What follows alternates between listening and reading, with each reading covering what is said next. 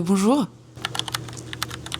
Ne me jugez pas, d'accord? J'ai disparu de YouTube pendant des mois, mais c'était pour la bonne cause. J'étais archi occupée. Voilà, je suis désolée, je vous ai abandonné, j'avais pas le temps pour vous. Il s'est passé plein de trucs dans ma vie, des trucs cool, des trucs moins cool et tout. Mais parmi ça, il s'est aussi passé la nouvelle année, on est en 2026, en 2026 comme on dit ici. Et du coup, je me suis dit que c'était une bonne résolution de reprendre les vlogs. Donc, let's go. En fait, on va y aller. Je vais vous embarquer, je pense, 1 ou 2 semaines avec moi, là, dans mon petit sac à main. Vous allez voir un peu à quoi ressemble ma vie. Et puis, en fin de vidéo, je vais vous expliquer un peu, un peu le bilan, en fait, de nos 1 an ici. Parce qu'en fait, ça fait un peu plus d'1 an qu'on est arrivé. Ça fait 1 an et... octobre, novembre, décembre, janvier. Ça fait 1 an et 4 mois. Donc, je suis un peu en retard pour le bilan. Mais on va faire un bilan à la fin, tout ce qu'on a aimé, tout ce qu'on n'a pas aimé. Est-ce qu'on ferait exactement pareil si on était amené à immigrer autre part maintenant ou à refaire tout à zéro ici même. Donc voilà, là on est mercredi, je suis en télétravail aujourd'hui. Si vous ne le savez pas, je travaille dans la pub, dans les médias à plein temps, et à côté de ça je suis aussi freelance, je suis pigiste pour plusieurs marques. Je crée du contenu pour les réseaux sociaux, pas pour les miens, pour ceux d'autres marques. Donc du coup mon quotidien est bien rempli, parce qu'en plus de ça j'ai un bébé de 2 ans et un petit chien, Kira. Bref, tout ça pour vous dire que je vous embarque avec moi. Aujourd'hui, donc je travaille à la maison. Là, il est 8h40. Je vais commencer par aller faire une petite séance de pilates parce que ça fait partie de mes bonnes résolutions. Puis ensuite, j'enchaîne ma journée ici même. Je sais pas si vous allez remarquer, peut-être pas, parce qu'en fait, il est un peu fait pareil, mais on a déménagé. On a changé d'appart parce que du coup, si vous connaissez un peu le principe de Montréal, c'est que tous les ans, les loyers augmentent. Et puis là, c'était rendu vraiment trop cher. On avait un 4,5 dans un condo. Du coup, on a pris un 3,5 pour des raisons financières, aussi pour des raisons que en fait, Billy avait sa propre chambre, mais concrètement, elle était rendue à dormir avec nous toutes les nuits. Donc, ça servait à rien qu'on ait 2 chambres. Et puis voilà, aussi dans les détails, techniquement, notre permis de travail s'arrête en septembre. Donc, on voulait pas signer quelque chose pour 1 an. Donc, on a négocié pour avoir quelque chose qui s'arrête à la fin de notre permis de travail. On se dit, si jamais on rentre, qu'on n'ait pas un appartement sur le dos ici, quoi. Bref, faites pas attention à ma tête de folle, je suis pas maquillée, je suis pas coiffée, mais je vais faire du sport, donc c'est ok. On y va, c'est parti.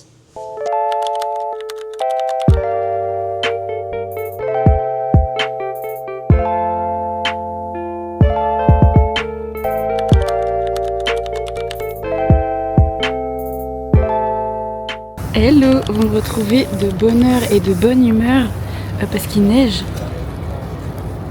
Donc là, il est précisément à ma montre 8h25. Je viens de déposer Billy et je vais prendre le métro pour aller au bureau parce que d'habitude j'y vais à pied. Mais là il neige un peu, quoi. Donc c'est pas grave. Je vais prendre le métro. En fait, vous savez quoi? Je ne vais pas prendre le métro. Parce que c'est un choix de flemmard. Et dans mes bonnes résolutions, il y a marcher 10 000 pas par jour. Donc, je serais vraiment une impostrice. Une imposteuse. Anyway, si j'y allais pas à pied. Donc c'est parti. Et en plus, comme ça, je vous emmène avec moi et vous allez voir comme Montréal est beau sous la neige et belle. J'ai pas parlé ce matin.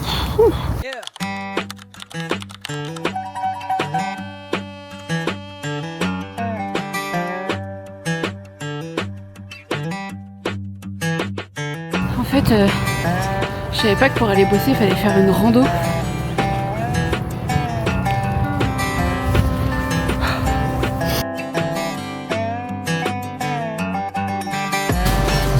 Petit arrêt au team, bien sûr.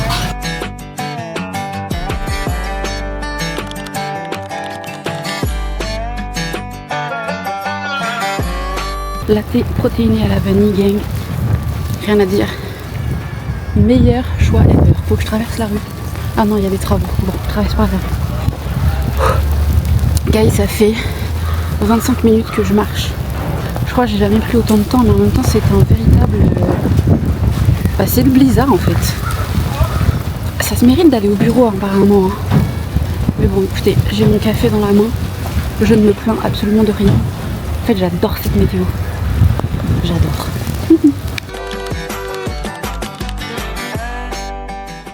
Guys, on va à Igloo Fest, il fait moins 26. Moins fucking 26. C'est... Oh, oh, oh non. Il y a quelqu'un qui est tombé. Oh, il faut faire attention. Oh.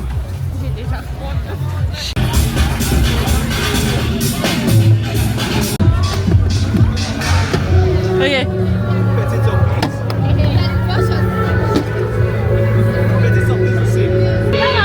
Petite surprise.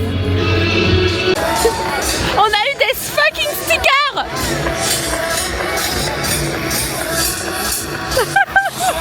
Waouh.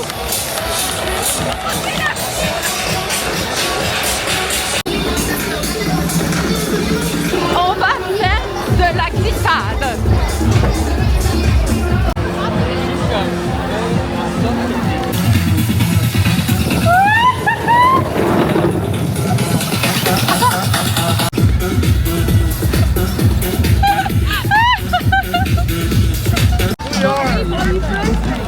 Much needed là. On va se ramasser la gueule. Ouais, je pense. Allô. Vous êtes prêts à danser? Ouais. Est-ce qu'on a des bonbons supplémentaires si on... Ouais, exact. Battez le record, vous allez recevoir des bonbons. Je suis tellement concentrée là, je joue ma vie.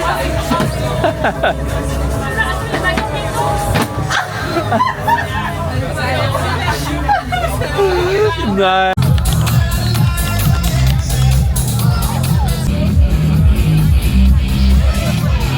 Il fait froid.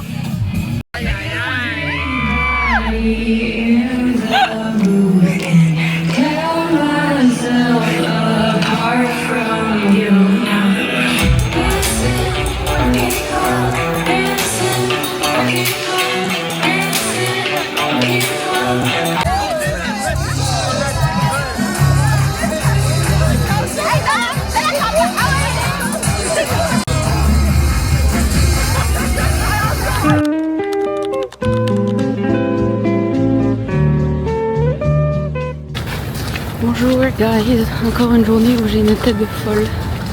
Mais je m'en vais faire des courses parce que on est vendredi, j'ai pris mon vendredi off parce qu'on part au chalet, ça y est. On part du coup 3 jours de nuit, donc ça va être trop cool. Il va faire extrêmement froid, j'ai jamais eu aussi froid de toute ma vie entière. Il va faire genre moins 38, quelque chose comme ça. Envie de crever. Là je suis en train de faire mes doigts. Donc bref, du coup je vais faire quelques courses pour Billy surtout. Parce qu'évidemment on est avec nous. Et voilà, je vous emmène avec moi.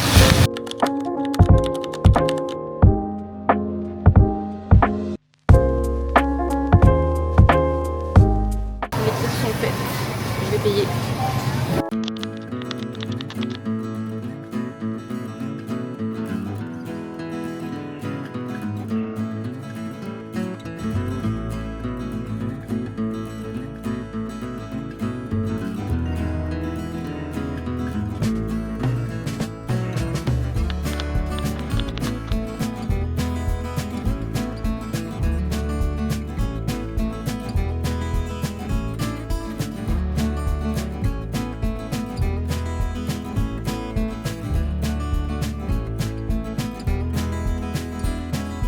On est arrivé au chalet après 1h45 de route.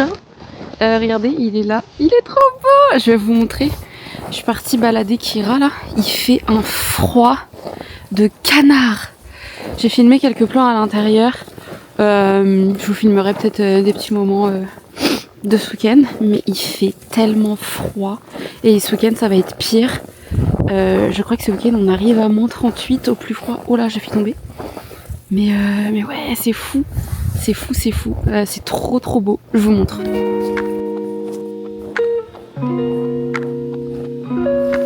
Oh, j'ai failli tomber. Est-ce que je vois... Oh non, je la vois pas. Mon petit chien. Je rigole même pas, genre... Attends. Ah, mais c'est trop beau, regardez.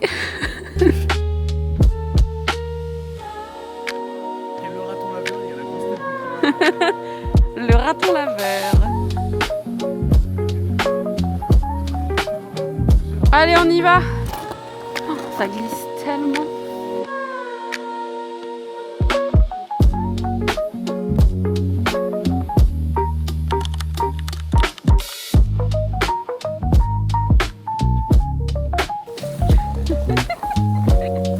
Allez, viens. Ouais.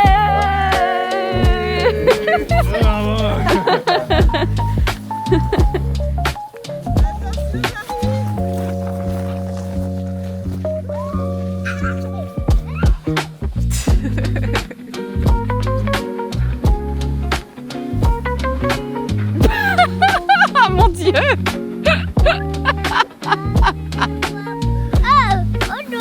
Oh non. Oh non. Il a fait un accident. Non. Tu vas super vite.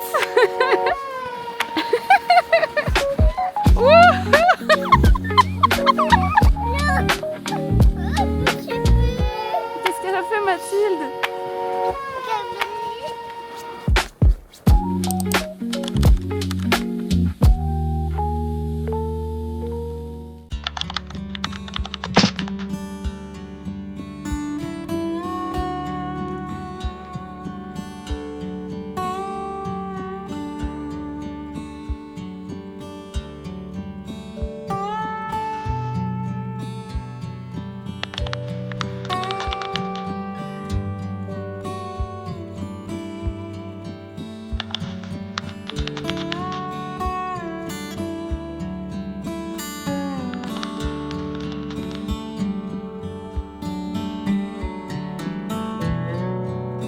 Ah, c'est parti planter là-bas.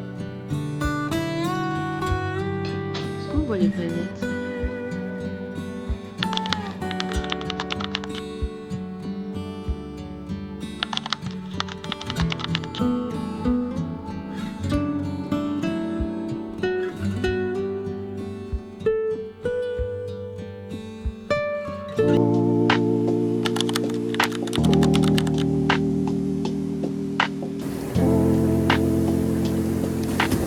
La bière, elle est tombée.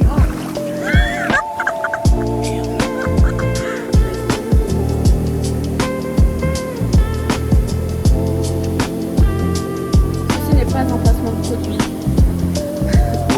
Pour la bière. À consommer avec modération, bien sûr.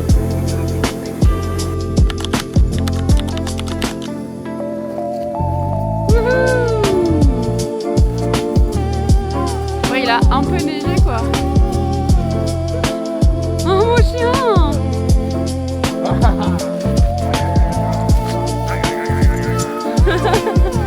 Oh le chien des neiges. Oh. Attention à ta petite. Ah.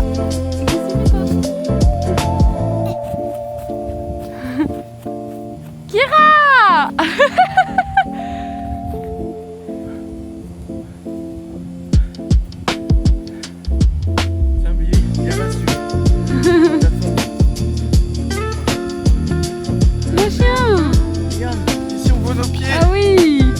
Ah, c'est juste assise. Oh non. Oh le nez. Un petit chou.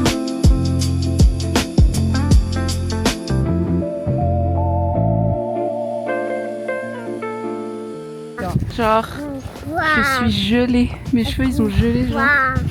Mes trous de nez aussi. C'est trop cool. Oh là là, mais tu t'entends un truc toi? Tu vas tomber, Billy. Hein. Ouais, le chien il commence à trop pas là. Jumbly.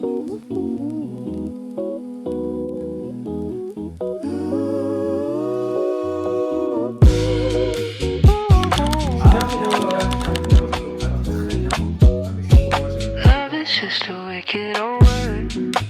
If you gotta get a love, then something's gotta hit it right on the nose. So if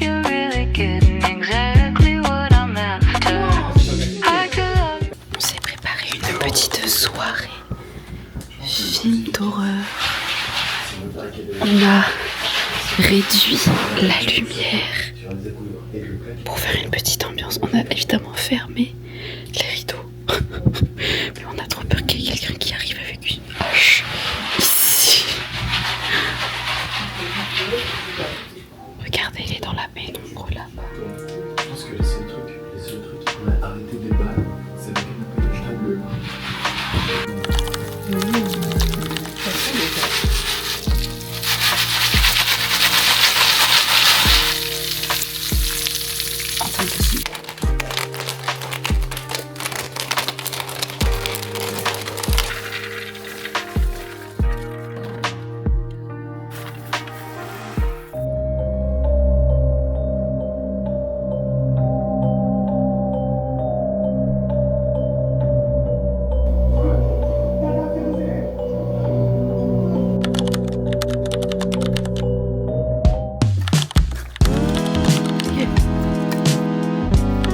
Ouais, tu m'étonnes. Oh merde. Oh, je vois. Oh, ah, c'est ouf. Oh non, mais ça fait...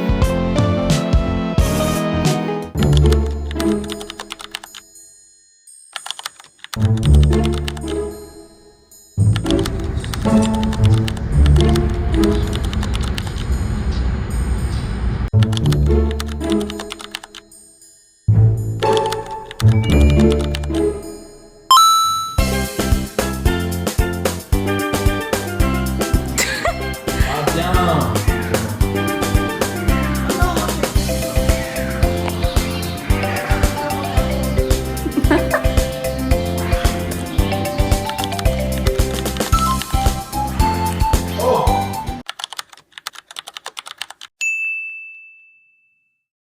Alors bonjour, je suis navrée, vous me retrouvez encore avec une énorme tête de folle, sachant qu'on est le 25 mars.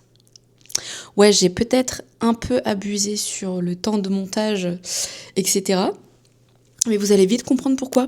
Je sais pas si vous pouvez voir derrière moi, mais en fait, l'appartement est quasiment vide, puisque, spoiler, on rentre en France. Voilà. C'était pas initialement prévu là. On s'est dit qu'on allait rentrer en France pour plein de raisons, mais ça s'est fait un petit peu vite, dernière minute, pour des raisons un peu professionnelles, d'opportunités, etc. Donc j'ai un peu hésité avant de continuer le montage de cette vidéo que vous êtes en train de regarder. Mais je me suis dit, en fait, je vais la finir. Et puis comme ça, après, ça va faire une bonne transition vers les prochaines, finalement. Puisque de toute façon, la vidéo, c'était donc un peu le bilan de notre année, / à quoi ça ressemble la vie ici. Et ben, on va faire ça, c'est parti. Donc en fait, là, ça fait plus d'1 an et demi qu'on est arrivé à Montréal. Il s'est passé pas mal de choses si vous me suivez, que ce soit ici ou sur les autres réseaux. En 1 an et demi, en fait, on est arrivé pour le travail. On habite en condo. D'ailleurs, je vous avais fait un appartement tour il y a quelques temps, un peu pour vous expliquer même le prix, etc. de tout ça. Moi, je travaille, j'ai repris quelque chose complètement de tout nouveau. Je travaille dans la pub. On a un enfant ici qui est donc à la garderie ici. Donc franchement, c'était quand même plus ou moins bien établi, on va dire. Maintenant, un peu les pour et les contre. Laissez-moi 2 secondes, je vais y revenir, je vais prendre juste mes notes. Ok, c'est bon, j'ai pris mes notes. Donc voilà, c'était un peu pour le rappel rapide. On est à Montréal, en plein centre-ville. On est arrivé pour le travail, pour une opportunité pro, du côté de Valentin. Et on est arrivé avec notre chien et notre bébé qui avait du coup, Billy, elle avait 10 mois quand on est arrivé. Donc là, on va partir sur un petit bilan vraiment honnête, vraiment sans filtre de absolument tout ce qui s'est passé en 1 an et demi. Déjà, on va commencer par nos attentes / la réalité. Nous, on n'avait jamais mis les pieds au Canada ni à Montréal en fait avant de venir s'y installer, donc c'était un peu osé. Donc forcément, je dirais qu'il y avait un peu l'excitation de la découverte. Je pense qu'on a un peu idéalisé notre arrivée ici. Tu vois, on pensait que ça allait un peu révolutionner notre vie. ça l'a révolutionné, mais pas forcément que dans le bon sens du terme. Par exemple, une des réalités, ça a été que c'est assez difficile quand même de s'intégrer et de rencontrer du monde et aussi de trouver du travail, en fait, quand t'arrives dans un endroit dans lequel tu connais personne. Parce que nous, ici, on ne connaissait absolument personne. Donc forcément, c'est un peu déstabilisant. Après, au moins, il n'y avait pas la barrière de la langue, donc ça, c'est déjà ça. Mais reste que, tu t'arrives dans un pays pour lequel, du coup, tu cherches du travail ou dans un pays dans lequel tu n'as aucune expérience. Donc forcément, en tout cas pour mon cas, parce que, comme je vous rappelle, Valentin, on arrive ici pour lui pour une opportunité pro, donc il a un permis fermé, il avait déjà un emploi, mais moi non. Moi, j'ai mis plusieurs mois avant de trouver quelque chose ici. Ça a été plus de 150 CV d'envoyés, seulement 3 ou 4 entretiens et 2 entretiens concluants. Heureusement, ce que j'ai trouvé me convient parfaitement, mais voilà, c'est quand même une réalité qui était un peu déstabilisante, on va dire. Je m'attendais à ce que, par exemple, administrativement, ça soit plus compliqué que ça l'a été, donc ça a été plutôt une bonne surprise. Tout ce qui est trouver une garderie, ça a été extrêmement simple. Tout ce qui est ouvrir un compte, c'est très simple. Trouver un appart, ça a été très simple pour nous. Encore une fois, tout ce que je vous dis là, ça nous concerne vraiment que nous. Mais voilà. En tout cas, après 1 an ici, là, je vais vous faire un petit bilan un peu des points sur lesquels on a été agréablement surpris et les points sur lesquels on a été moins agréablement surpris, voire déçus. Y en a quand même quelques-uns forcément. Donc le premier point, je viens d'en parler, mais c'est vraiment trouver un job ici. Ça a été très très compliqué et fastidieux pour moi. C'est pas extrêmement bien payé, voilà, je vais pas vous cacher. Nous, on a fait le choix aussi de vivre dans un condo, donc ça coûte aussi plus cher. Mais ça a été vraiment compliqué. Donc, on va commencer par les points un peu négatifs. Comme ça, on va finir sur une belle note, ok. Ensuite de ça, ça se rejoint un peu, mais la vie est extrêmement chère à Montréal, en tout cas. Et il faut savoir aussi, c'est un point auquel on n'avait pas réfléchi. On savait qu'on n'allait pas forcément rester toute notre vie ici. Mais ce à quoi on n'avait pas réfléchi, c'était que, arriver de France ici avec des euros, c'est extrêmement intéressant d'un point de vue taux de change. Mais l'inverse, c'est vraiment compliqué, et ça on s'en rend compte maintenant en fait une fois qu'on doit partir, parce que forcément on a quand même réussi à mettre un peu d'argent de côté sur cette année et demie ici, mais une fois que tu convertis tes dollars canadiens en euros, ça vaut rien du tout, voilà. Et je dirais le deuxième plus gros point sur lequel ça a été un peu plus compliqué, en tout cas pour nous, notre arrivée, notre intégration, etc. Et ça, je vous dis ça, on est donc le 25 mars, on est officiellement au printemps, mais il fait encore moins 10 degrés et il neige. Donc, vous me voyez venir, je vais vous parler de l'hiver. Le premier hiver a été moins dur que celui-ci. Effectivement, il fait très froid, il neige beaucoup. L'année dernière, je crois que ça a duré peut-être 4 mois de neige, 4 mois où on arrive à des moins 20, etc. Cette année, ça a été extrêmement long. Il a commencé à neiger en novembre. Là, on est fin mars, il neige encore. Et cet hiver, on a eu des températures extrêmes. Il a fait jusqu'à moins 30, moins 35, il me semble. Donc, c'était très, très, très particulier. Je dirais que l'année dernière, ça nous a pas forcément trop fait souffrir cette météo-là, parce que, Billy commençait à peine à marcher en hiver, etc. Donc, on était OK avec le fait de faire des choses en intérieur ou voire de ne pas sortir. Cette année, c'était vraiment plus compliqué parce que donc, Billy a 2 ans, elle marche, elle court, c'est un petit enfant qui a beaucoup d'énergie. Et donc, je dirais peut-être, oui, avec un enfant, sortir, trouver des activités à faire en plein hiver quand il fait moins 30, c'est très compliqué parce que vous imaginez bien qu'on ne reste pas à l'extérieur des heures, même si tu es extrêmement bien couvert, etc. C'est compliqué. Ça vient à mon deuxième point qui est qu'on a dû complètement réapprendre à vivre vis-à-vis de la météo, en fait, finalement.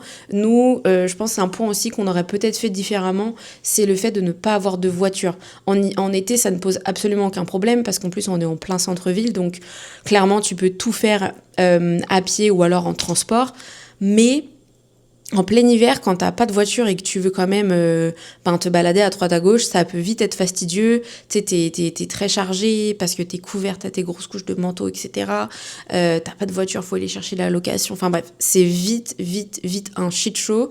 Et ça, pour le coup, ça nous a refroidi plusieurs fois sur l'idée de faire des sorties à l'extérieur, etc. Que ce soit des randos et tout, c'est bon, on l'a fait 2-3 fois. Au bout d'un moment, t'es là, bon, allez, c'est bon, on va mettre plus de temps à se préparer aller récupérer la voiture, s'installer à partir, qu'à profiter du moment même. Donc voilà, je pense que ça c'est juste, tout le monde voit midi à sa porte, c'était nous en tout cas, c'est pas pour nous clairement. Voilà, c'est compliqué. Et je dirais le point où on est déçu, mais là tu sais c'est qu'une histoire de personnelle, ça n'a rien à voir avec le Québec en lui-même, c'est la distance avec la famille. Moi je l'ai toujours dit et je le dis encore, je ne souffre pas de la distance avec ma famille. Mais je pense qu'aussi, on s'est rendu compte qu'on ne vivait pas les choses de la même manière. Et là, ça devient... Enfin, en tout cas, c'est devenu encore plus réel maintenant qu'on a Billy, qu'elle est plus grande, qu'elle parle, qu'elle reconnaît du coup forcément sa famille, mais aussi ceux qui sont là, donc c'est-à-dire ses parents, et ceux qui ne sont pas là, en tout cas qui sont loin. Et c'est vrai que quand on a commencé à devoir lui expliquer... que pour aller voir papy, mamie, tata, tonton, nanana, il fallait prendre l'avion, qu'on pouvait pas le faire tout le temps, qu'on pouvait pas les appeler tout le temps, parce qu'avec le décalage horaire, nous, quand on rentre de la garderie qui est 18h et minuit en France, tout le monde dort. Donc voilà, ça a été un peu compliqué, surtout ces derniers temps, où Billy, du coup, commençait à réclamer plus sa famille. Donc là, moi, en fait, j'ai commencé à en souffrir, en fait, par ricochet, parce que je voyais ma fille qui demandait à appeler, à voir sa famille, qui comprenait pas pourquoi il faisait dodo alors que nous dehors il fait jour. Enfin voilà, c'est des choses un peu hyper particulières à expliquer à un enfant de 2 ans. Et puis en fait un autre point qui vient se raccorder à ça, c'est que mine de rien, nous ça fait 1 an et demi, même si on est rentré en France 2-3 fois, ça fait 1 an et demi qu'on gère Billy tout seul, qu'on n'a aucun relais. Que prendre une babysitter, ça coûte cher, donc forcément on fait pas de date night extrêmement souvent, si ce n'est dire quasiment jamais. Et que il y a pas de relais, il y a que nous, c'est que nous tout le temps, que mine de rien on est dans un petit appart, donc c'est compliqué de pas sortir, de pas pouvoir aller se balader, boire un café, manger à droite à gauche. Billy peut pas voir ses cousins, ses cousines, enfin c'est quand même très très particulier à vivre, sachant qu'on a quand même des grandes familles chacun de nos côtés, que on aime bien quand même souvent se rejoindre, faire des choses ensemble, etc. Donc voilà, encore une fois, moi je ne souffre pas à proprement parler de la distance, je ne suis pas triste d'être loin, mais par ricochet de voir du coup Valentin qui est très proche de sa famille et Billy qui réclame sa famille, ne pas pouvoir rentrer aussi souvent qu'on le pensait. C'est compliqué, voilà, très honnêtement, pour vous dire les choses, on aurait l'occasion de rentrer plus souvent que ça. Maintenant, le prix du billet, c'est à considérer, bien sûr. Professionnellement, on a le droit de travailler à peu près de partout, donc on aurait pu. On est quand même rentré souvent, mais maintenant, c'est vrai que sur le long terme, c'est très difficile à vivre. Franchement, ça a été aussi une des raisons pour lesquelles on a décidé de rentrer, c'est que on est fatigué. De toute façon, je pense que vous voyez à ma tête. Au-delà du fait que ça fait 6 mois que je vois pas le soleil, mais ça c'est autre chose. On est fatigué. Voilà, c'est compliqué d'avoir un bébé parce qu'on est arrivé. Billy avait 10 mois, je vous le rappelle, il avait même pas 1 an. Je pense que c'était un peu ambitieux de notre part. Évidemment, on ne regrette absolument rien. C'était une expérience qui était hyper enrichissante. Je vais passer du coup au point qu'on a adoré. Moi, j'ai rencontré des gens géniaux. On s'est fait des amis ici. On sait pas ce que l'avenir nous réserve, mais notamment, je vais parler de Mathilde et Antoine parce que ils sont sur YouTube. Ils ont leur petite chaîne de vlog et ça va me faire trop plaisir de continuer à voir leurs aventures ici. Eux ont fait le choix et ont eu la chance de pouvoir rester encore. Donc on va pouvoir continuer à suivre leurs aventures ici. Mais voilà, on a rencontré des gens absolument géniaux. On a passé des super moments. On a vraiment vécu des expériences qu'on n'aurait jamais pensé. Enfin, partir en chalet le week-end, faire des spas, des jacuzzis, alors que dehors il fait moins 30. Enfin, c'est fou. C'est des expériences de fou. On est parti du coup aux États-Unis plusieurs fois. On a vraiment découvert quelque chose de tout nouveau. Le Québec, c'est vraiment très très particulier et je pense qu'on ne revivra jamais ça de notre vie en fait, tout simplement. Donc voilà, ça c'était un peu pour la vie quotidienne, on va dire, au day-to-day à Montréal. Je vais rentrer un peu plus dans les détails parce que je sais qu'il y a certains sujets qui intéressent certaines personnes en fonction de des questions que vous vous posez, etc. Là, c'est vrai qu'on a un peu abordé des sujets très large, type le coût de la vie, le côté professionnel, la météo, etc. Maintenant, je vais vous parler précisément du fait d'être maman à Montréal. Comme je disais tout à l'heure, du coup, nous, on est arrivé avec un bébé de 10 mois. et un petit chien, mais bon, ça compte pas vraiment comme un enfant. Moi, de ce que je peux vous dire ici, c'est que je trouve que c'est un des meilleurs pays dans lesquels avoir un enfant. Concrètement, alors, ça m'a pas du tout concernée parce que moi j'ai pas accouché ici et puis je souhaitais directement reprendre le travail en arrivant, mais sachez que donc ici, les accouchements déjà et les suivis sont gratuits. C'est un peu comme la Sécu, mais ici ça s'appelle la RAMQ, donc c'est pris en charge, sauf si vous arrivez en PVT. Voilà, sachez que si vous arrivez en PVT, vous n'aurez pas la RAMQ, vous serez obligé de prendre une assurance internationale. Je ne pourrais pas vous en parler plus parce que du coup ça ne me concerne pas, mais nous en tout cas en permis fermé et permis ouvert, on avait accès à la RAMQ. Et donc par exemple si vous souhaitez avoir un enfant, ce qui a été moi le cas d'une amie ici française qui a eu un enfant ici, tout est pris en charge. Sachez également que le congé maternité ici dure 1 an. Ouais, vous avez bien entendu, c'est le bon nombre de mois, 12 mois, 1 an, que vous pouvez en fait choisir de diviser comme vous semble entre le papa et la maman. Donc la plupart du temps, soit les gens font la moitié-moitié, enfin voilà, c'est vraiment libre à ce que vous voulez faire. Ensuite à ça, vous pouvez mettre votre enfant à la garderie, donc à la crèche, ou chez une nounou. Donc ici, ça s'appelle un milieu familial. Alors, encore une fois, moi, j'ai pas été vraiment confrontée à le fait d'inscrire Billy en mode de garde en France parce que je l'avais gardé avec moi jusqu'à ce qu'on parte. Mais sachez qu'ici, en tout cas, c'est extrêmement simple pour 2 raisons. La première, c'est que y a un site qui recense absolument toutes les structures qui sont privé ou public et en tout cas tout est obligé d'être réglementé, donc autorisé par la province, je crois que c'est provincial, je ne sais plus, enfin bref. Donc toujours est-il, c'est une petite plateforme comme un peu genre post-bac. Voilà, vous inscrivez votre enfant, vous mettez ses détails, vous mettez votre adresse et puis après vous pouvez voir ce qui est disponible, ce qui n'est pas disponible, à quelle date, vous pouvez prendre contact, vous mettre sur les listes d'attente, enfin voilà. Il y a de la place globalement assez facilement. Nous, on est arrivés en septembre, sachant qu'évidemment, pour tout ce qui est garderie, etc., c'est comme à l'école, c'est-à-dire les places se libèrent en fin d'année scolaire, puisque du coup, les plus grands vont à l'école et donc ça libère des places pour d'autres enfants. Donc forcément, sur des CPE, donc des garderies, c'est-à-dire comme nous en France on dit des crèches, les places se libèrent et les listes d'attente en fait se vident en fin d'année scolaire.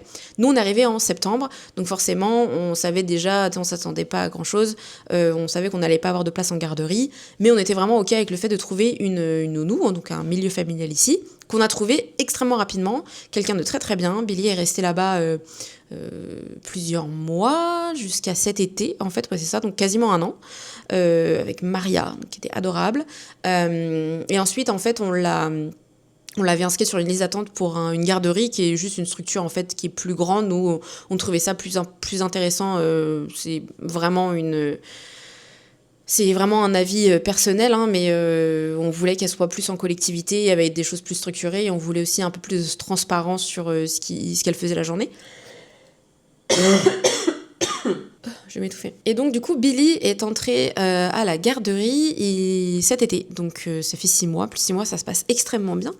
Et donc tout ça pour vous dire que le deuxième point hyper intéressant par rapport aux enfants dont j'avais envie de vous parler ici, c'est que les prix pour tout ce qui est mode de garde subventionné, donc subventionné par l'État, les tarifs sont fixes et tenez-vous bien, ça coûte $200 par mois. Voilà, c'est-à-dire, je crois que c'est $9.10, alors je crois que c'est plus 10, je crois que c'est $9.35 de l'heure, ça a augmenté je crois cette année, enfin c'est minime. Voilà, donc autant vous dire que moi, toutes mes copines, mes sœurs, / tout le monde qui ont des enfants et qui payent des crèches absolument à la peau des fesses en France, ne me croyez pas quand je leur ai dit ça, mais oui, c'est le cas, c'est extrêmement bien structuré, les enfants sont très bien encadrés, Billy est dans un groupe, ils sont moins de 10, donc avec 2 éducatrices, ça se passe extrêmement bien, franchement, c'est le pays idéal pour avoir des enfants. Sachant que donc la garderie, en fait, les enfants y restent jusqu'à leurs 5 ou 6 ans. L'entrée à l'école ici se fait à 6 ans, 5 ou 6 ans. Donc ils sont vraiment coucounés en petits groupes qui sont vraiment sur des tranches d'âge adaptées vraiment pendant très longtemps. Et moi, j'ai trouvé ça absolument génial. Franchement, j'ai trouvé ça extrêmement bien. Plus globalement ici, la vie est vraiment tourné autour des enfants.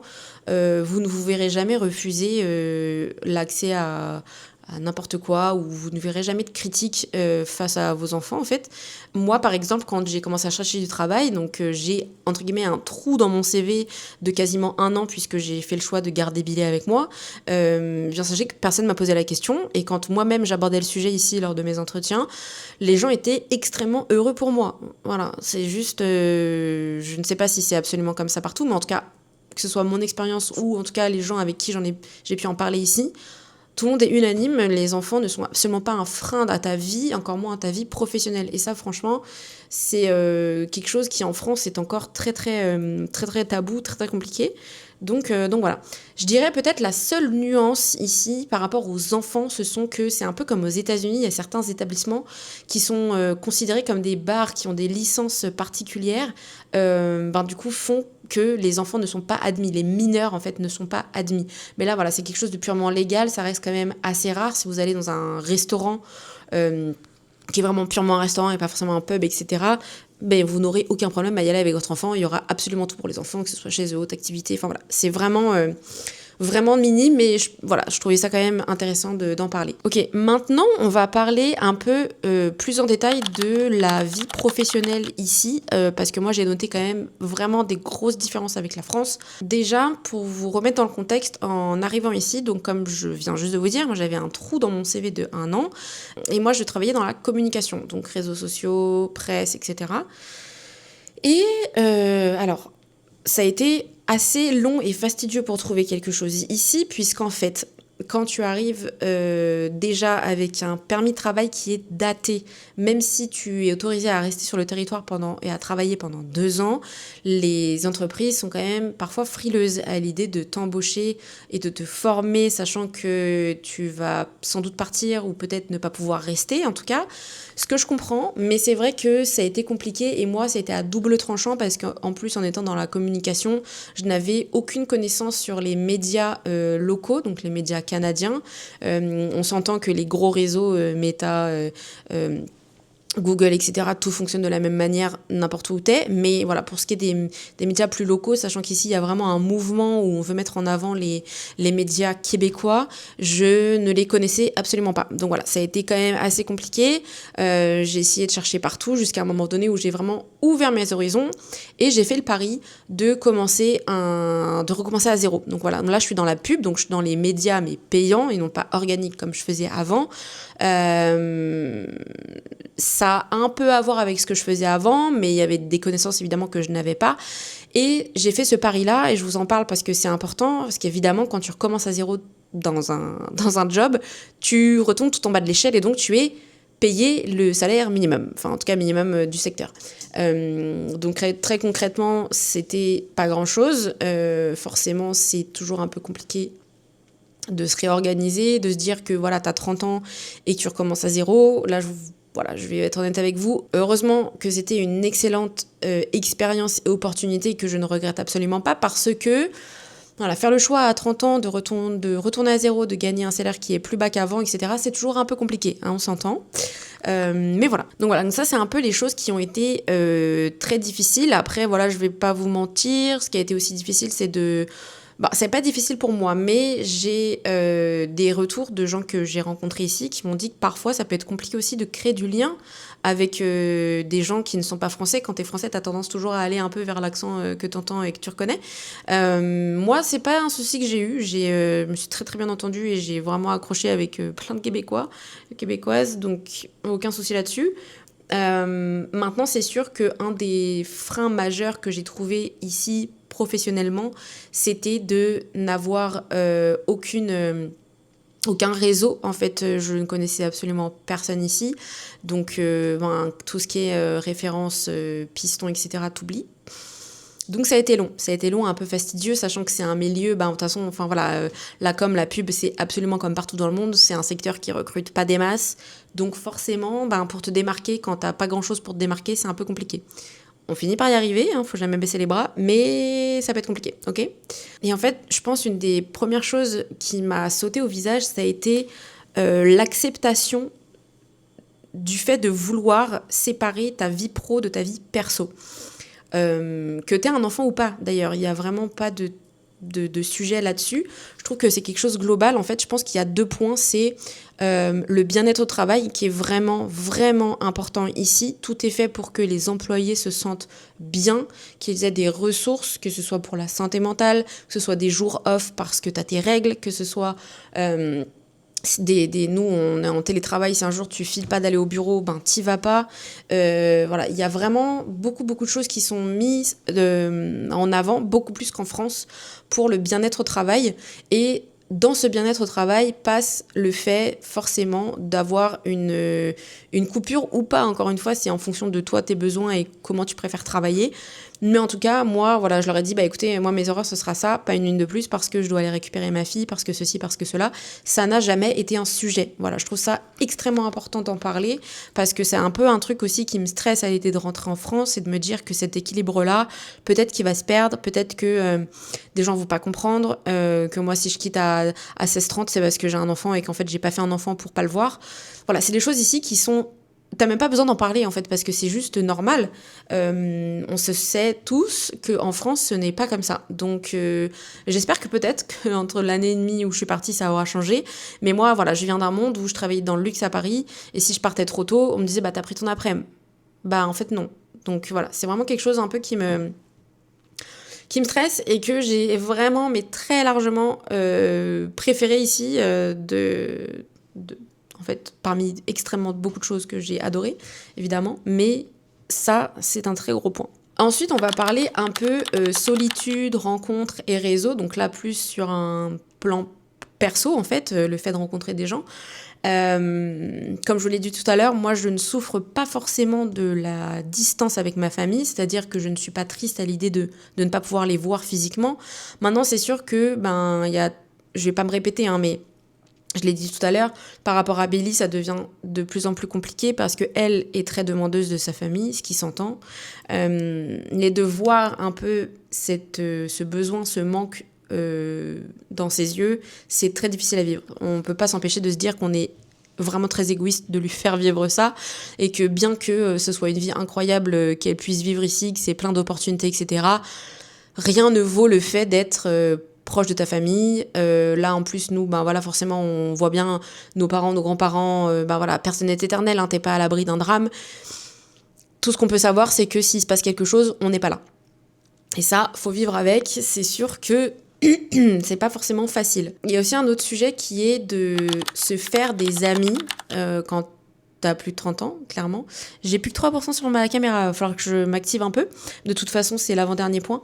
Voilà, ça peut être un peu compliqué de se faire des amis. Moi, si j'ai un seul conseil à vous donner, c'est de ne pas vous fermer physiquement, dans le sens où nous on a fait le choix par exemple de vivre dans un condo qui est vu comme une communauté où il se passe extrêmement de choses, il y a plein d'événements au sein du condo et ça franchement ça nous a permis de rencontrer vraiment pas mal de gens, des gens qu'on a revus, des gens qu'on n'a jamais revus, des gens qu'on croise, qu'on est juste poli avec et aussi des amis et ça franchement je pense que ça aussi ça change vraiment en fait toute ton expérience ici parce que forcément si tu fais pas des rencontres intéressantes, faut pas oublier qu'on est quand même des animaux sociaux, hein, donc on a besoin de voir du monde. Nous franchement on se considère vraiment très chanceux de pouvoir avoir rencontré des gens qu'on considère vraiment comme des amis et ça a grandement participé au fait un peu à la réussite de notre expérience ici concrètement. Ça veut dire que par exemple le week-end tu peux aller te faire des trucs, tu peux te faire des chalets comme je vous disais tout à l'heure. Voilà, il y a vraiment pas mal de points à ne pas, je dirais, oublier / mettre de côté. Rencontrer du monde quand on est plus vieux, ça peut être un peu compliqué. Moi, pour être honnête, hein, j'ai joué carte sur table. Hein, moi, j'ai envoyé des messages sur Insta. Hein. Je voyais des gens qui postaient des trucs. On habite à côté, on habite au même endroit, on va boire un café. Bah ouais, parfois tu vas boire des cafés avec des gens qui sont pas intéressants ou alors vous accrochez pas, c'est pas grave. Puis parfois, tu rencontres des gens et puis ça se passe très bien. Et franchement, c'est tout ce que je vous souhaite. C'est ça pour ça. J'ai plus que 2%. Je vais vraiment m'activer sur le dernier point qui est est-ce que ça valait le coup de tout quitter, tout vendre, de recommencer absolument à zéro dans un pays qu'on ne connaissait pas. Et alors, encore une fois, je pense que si vous posez la question à Valentin ou si vous me posez la question à moi, on n'aura pas forcément la même réponse. Mais en tout cas, moi, ma réponse, c'est oui. Parce que oui, on a fait des erreurs. C'était pas forcément le choix le plus stratégique de tout vendre en France, de tout quitter pour un pays qu'on ne connaissait pas, on ne savait pas si ça allait nous plaire. Là, on rentre au bout d'un an et demi, il y a forcément des choix qu'on aurait fait différemment, c'est-à-dire peut-être qu'on aurait pris un garde-meuble, par exemple, avec tous nos trucs. Je vais couper parce que je reviens. Je vais finir en tenant ma caméra pour une raison, c'est qu'en fait, le port pour charger ma caméra se trouve là où je branche normalement mon trépied. Donc c'est pas hyper pratique, mais c'est pas grave. Mais oui, en tout cas, la question c'était est-ce que ça valait le coup ? Et moi, je vais vous dire très honnêtement, oui, ça valait le coup. Je pense que ça te forme et ça t'apprend des choses sur toi, sur la vie, sur comment les gens vivent ailleurs, etc. Franchement, c'est archi cliché ce que je suis en train de vous dire, mais je vous promets que c'est vrai. On rentre en France au bout de quasiment 2 ans d'avoir vécu ailleurs. Et moi, j'ai toujours eu un peu une relation amour-haine avec la France. Et je peux vous dire droit dans les yeux que l'herbe n'est pas plus verte ailleurs. Oui, la France, elle a des défauts. Elle a des avantages, mais le Québec a des avantages et a aussi des défauts. C'est pas les mêmes, franchement, après, tu choisis tes combats. Mais en tout cas, c'est sûr que je pense qu'il y a moyen d'être heureux absolument partout. Ça dépend de tes priorités. Voilà, moi, je vous dirais qu'aujourd'hui, je ne regrette absolument pas d'être venue jusqu'ici, d'avoir fait tous ces choix, parce que de toute façon, si tu vis avec des regrets, tu t'en sors pas dans la vie. Maintenant, c'est sûr que si c'était à refaire, peut-être que je me renseignerais peut-être un peu plus. Après, je pense que si tu fais jamais le choix de tester quelque chose, si tu prends pas un risque, tu le feras jamais. Donc voilà, j'ai pas envie de vous faire genre je vous fais un TED Talk et je vais sortir un podcast. Là, c'est pas du tout ça, mais c'est sûr qu'à un moment donné, si tu prends en compte et si tu donnes trop d'importance à tous les risques que ton choix représente, ben tu sauteras jamais le pas. Et moi, je suis très heureuse qu'on ait sauté le pas. Ça n'a pas été facile tous les jours, surtout quand tu déménages à l'autre bout du monde avec quelqu'un, un enfant, un chien. Il y a des décisions qui sont pas faciles à prendre, parfois t'es pas d'accord, souvent même peut-être, mais toujours est-il que voilà, faut jamais oublier que ton but il est commun, c'est juste de vivre une expérience, d'être heureux dans cette expérience et de prendre en fait tout ce que tu peux prendre, d'essayer de profiter au max, de make the most out of this et d'aller de l'avant. Voilà. Donc là, c'est nos derniers jours ici. Pour tout vous dire, Valentin est déjà parti. Il est parti pour des raisons professionnelles il y a plus d'1 semaine. Donc je suis toute seule avec Billy. Il est parti avec le chien. Et voilà, donc là on vit les derniers jours, on est en plein carton, et puis je vais vlogger tout ça, je vais vlogger le déménagement, évidemment. Je dis évidemment comme si je vloguais absolument chaque jour de ma vie, ce qui est complètement faux, parce que la plupart du temps je vous oublie, mais sachez que je n'oublie pas les moments importants, et celui-là est extrêmement important, donc je vloggerai le déménagement. Voilà, donc là on est en plein dans les valises, et si vous voulez voir à quoi ça ressemble, et ce qu'on va faire de notre vie une fois qu'on rentrera en France, ben, je vous invite à vous abonner, à liker cette vidéo et si vous voulez ne pas louper le prochain vlog, je me prends trop pour une youtubeuse quand je dis ça, activez la cloche. Voilà.